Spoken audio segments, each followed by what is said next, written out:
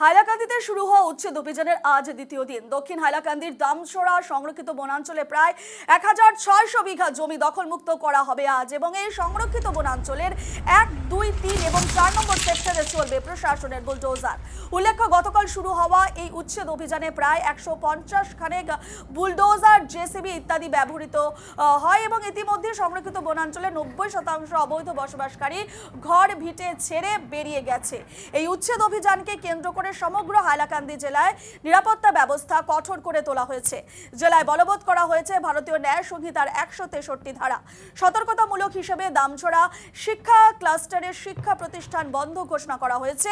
এদিকে জেলা প্রশাসনের তরফে জানানো হয়েছে যে আজই এই উচ্ছেদ অভিযানের ইতি টানতে চাইছে প্রশাসন।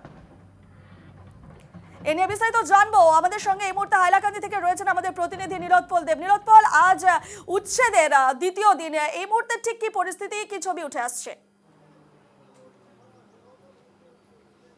হ্যাঁ, নিশ্চিতভাবে রূপা, বলতে হবে আজকে হাইলাকান্দির দামচড়া অঞ্চলে যা উচ্ছেদ চলছে তার দ্বিতীয় দিন, এবং আজ ১, ২, ৩ এবং ৪ এই ৪টি সেক্টরের প্রায় ১৬০০ বিঘা জায়গায় উচ্ছেদ অভিযান চলবে, এবং আজকে উচ্ছেদ অভিযানের ইতি টানতে চাইছে প্রশাসন বলছে যে আমরা আগে ৩ দিনের একটা নির্ধারিত সময় ছিল এই উচ্ছেদ অভিযানের, কিন্তু এখন দেখা যাচ্ছে যে যেহেতু অধিকাংশ এখানের জনগণ বেরিয়ে গেছেন এবং অনেকটা উচ্ছেদের কাজ এগিয়ে গেছে, তাই আজকেই উচ্ছেদ অভিযান শেষ হওয়ার সম্ভাবনা আছে।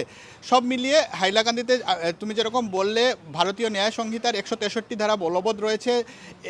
এই দামচড়া অঞ্চলের ক্লাস্টারের যেগুলো বিদ্যালয় আছে, সরকারি বেসরকারি সব বিদ্যালয় আজকে বন্ধ দেওয়া হয়েছে, এবং আজকেই প্রশাসন চাইছে যে এই উচ্ছেদ অভিযান শেষ করা যেতে যায়।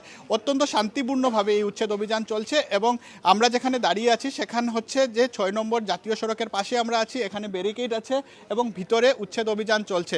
আজকে ১, ২, ৩ এবং ৪ সেক্টরে উচ্ছেদ অভিযান চলবে, এবং প্রত্যেকটা সেক্টরকে ৪০০ বিঘা জায়গায় ডিভাইড করা হয়েছে বা বিভক্ত করা হয়েছে, এবং এই ৪০০ বিঘা জায়গায় আজকে উচ্ছেদ অভিযান চলবে। সবচেয়ে বড় কথাটা হচ্ছে যে এই যে উচ্ছেদ অভিযান চলবে দামচড়া সংরক্ষিত বনাঞ্চলে, সেখানে সুপারির একটা এখানে চাষ করা হতো, অধিকাংশ সুপারি চাষ এখানে করা হতো। আর এই সুপারি চাষের সঙ্গে বিধায়ক সুজামউদ্দিন লস্করের, যিনি এখানে স্থানীয় বিধায়ক, ওনার নাম জড়িয়ে পড়েছে, কারণ উনি এখানে কিছু অবৈধ বসবাসকারীদের এখানে বসতে দিয়েছিলেন এবং তাদের মাধ্যমে সুপারি চাষ করে একটা বৃহৎ লাভ উনি নিচ্ছিলেন বলে অভিযোগ উঠেছে। এবং তাই দেখা গেছে যে এই উচ্ছেদের পর এখানে যে স্থানীয় নাগরিকরা আছেন তারা সবাই এক মুখে বিধায়ক সুজামউদ্দিন লস্করের নানানভাবে দেখা গেছে যে ওরা উনাকে তিরস্কার করেছে বা উনাকে সমালোচনা করা হচ্ছে। বড় কথাটা হলো সংরক্ষিত বনাঞ্চলে বিধায়ক নিজের লোকদের এখানে সংস্থাপিত করেছিলেন, কিন্তু বিরোধিতা করছেন। নীলোৎপল, আমরা দেখেছি বিধায়ক সুজামউদ্দিনকে এই উচ্ছেদের কিন্তু তিনি বিরোধিতা করছেন, তাহলে এর নেপথ্যে কি এই কারণ?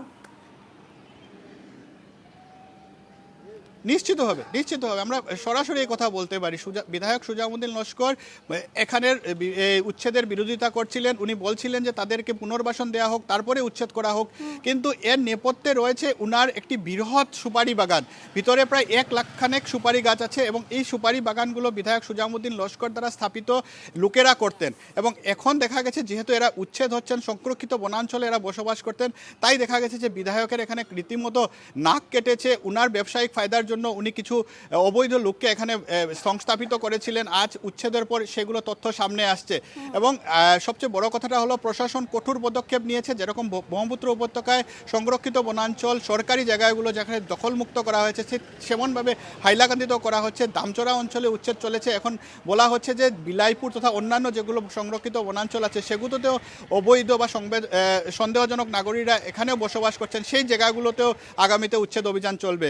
রূপা, একদমই, এবং দেখতে পাচ্ছি প্রশাসনের কড়া নজরদারি রয়েছে, এবং তুমি যেমনটাই বললে একেবারে শান্তিপূর্ণভাবেই চলছে উচ্ছেদ অভিযান। এবং এই উচ্ছেদ নিয়ে নীলোৎপল, স্থানীয় যারা রয়েছেন তাদের ঠিক কি বক্তব্য রয়েছে? নিশ্চিতভাবে স্থানীয় লোকেরা বলছেন যে আমাদেরকে প্রথম কিছু হলেও মিসগাইড করা হয়েছিল, আমাদেরকে কিছু ভুল তথ্য প্রদান করা হয়েছিল, তাই তারা সংরক্ষিত বনাঞ্চলে এতদিন ছিলেন। নোটিশ পাওয়ার পরেও তারা এখানে জায়গা ছাড়ে যাননি। আর সব কিছুর পিছনেই দেখা যাচ্ছে যে বিধায়ক সুজামউদ্দিন লস্করের নাম আসছে। উনি তাদেরকে অভয় দিয়েছিলেন যে উনি এই উচ্ছেদ অভিযান আটকে দেবেন, উনি আদালতে যাবেন, এরা আটকা পড়বে, কিন্তু এর পিছনে যে উনার একটা ব্যবসায়িক ফায়দা জড়িয়ে আছে সে কথাও কালকে সামনে এসেছে। এবং যে বাগান আছে, সুপারি বাগান আছে, সেই সুপারি বাগানের তথ্যটা সামনে আসছে। এমনি দেখতে গেলে সাধারণ লোকেরা বলছেন যে দীর্ঘদিনে তাদের দাবি ছিল যে সংরক্ষিত বনাঞ্চল ব্রহ্মপুত্র উপত্যকায় যেরকম দখলমুক্ত হয়েছে, যে বরাক উপত্যকার সংরক্ষিত বনাঞ্চলগুলো দখলমুক্ত হোক, পাথারকান্দিতে সেরকম সংরক্ষিত বনাঞ্চলগুলো দখলে রয়েছে, সেগুলোও মুক্ত হওয়ার গতকালকে দাবি হয়েছিল। তো সব মিলিয়ে দেখা গেছে যে হাইলাকান্দির যেগুলো স্থান, যেগুলো সংরক্ষিত বনাঞ্চল রিজার্ভ ফরেস্ট দখলে রয়েছে, সন্দেহজনক নাগরিকরা যেখানে বসবাস করছেন তাদের উপরেও সেরকম প্রশাসনের বুলডোজার চলার দাবি উত্থাপন হয়েছে এবং সাধারণ নাগরিকরা এই উচ্ছেদ অভিযানকে স্বাগত জানিয়েছেন। রূপা, বেশ বেশ ধন্যবাদ। এই খবরের আপডেটে আমাদের নজর থাকবে। পরবর্তী সময় ছবি আমরা দেখাবো উচ্ছেদের। আমাদের প্রতিনিধি নীলোৎপল দেখাচ্ছে গতকাল থেকে একেবারে ছবিগুলো আমাদের সামনে তুলে ধরছে। উচ্ছেদ অভিযান, বিশাল উচ্ছেদ অভিযান চলছে হাইলাকান্দিতে এবং হাইলাকান্দি দামছড়া সংরক্ষিত বনাঞ্চলে আজ প্রায় 1600 বিঘা জমি দখলমুক্ত করা হবে এবং এই সংরক্ষিত বনাঞ্চলের 1, 2, 3 এবং 4 নম্বর সেক্টরে চলবে প্রশাসনের বুলডোজার। এই মুহূর্তে নীলোৎপলকে ধন্যবাদ জানাচ্ছি।